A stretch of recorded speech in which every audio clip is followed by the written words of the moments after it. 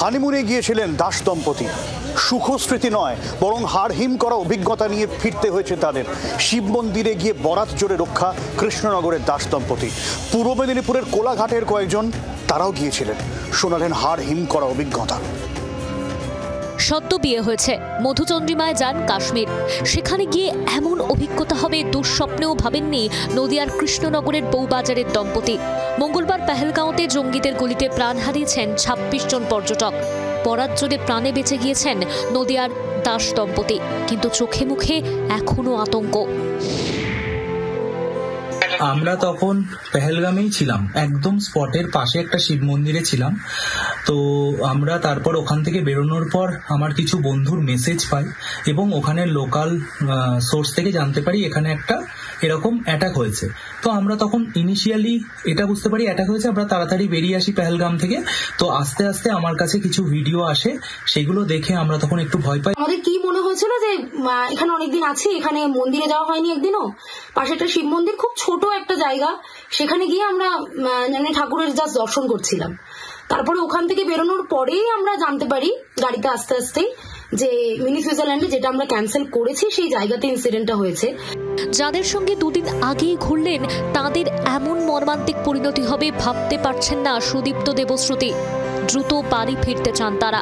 একটা চেনা ফেস যাদেরকে দেখলাম সোনমার্গে সেদিন, তাদের মধ্যে একজন মারা গেছে, এই জিনিসটা ভীষণ একটা শকিং একটা ব্যাপার আর কি। কাশ্মীরে জঙ্গি হামলার খবর পেয়ে গলা শুকিয়ে কাঠ পূর্ব মেদিনীপুরের কোলাঘাট এলাকার একাধিক পরিবারের। প্রাথমিকভাবে জানা গিয়েছে ৩টি ভ্রমণ সংস্থার সঙ্গে এলাকার প্রায় ১০০ জন পর্যটক কয়েকদিন আগেই কাশ্মীর বেড়াতে গিয়েছেন।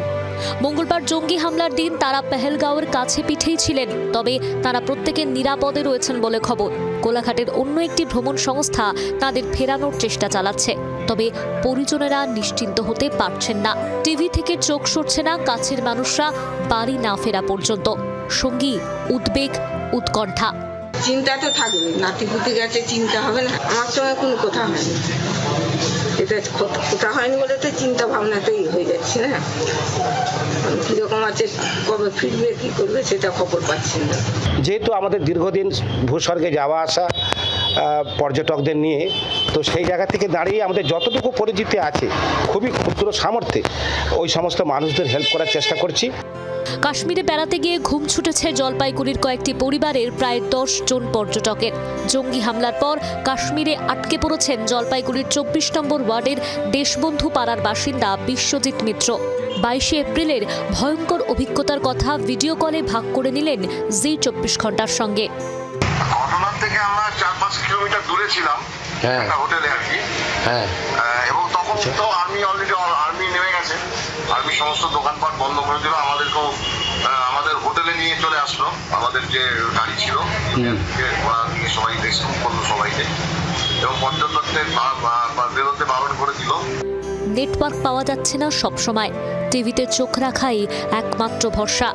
নাওয়া খাওয়া ভুলেছেন। আতঙ্ক বিধ্বস্ত কাশ্মীর থেকে প্রিয়জনদের ফেরার অপেক্ষায় প্রহর গুনছেন পরিজনেরা। ব্যুরো রিপোর্ট, জি ২৪ ঘন্টা। বাংলার আওয়াজ, বাঙালির আবেগ, জি ২৪ ঘন্টা।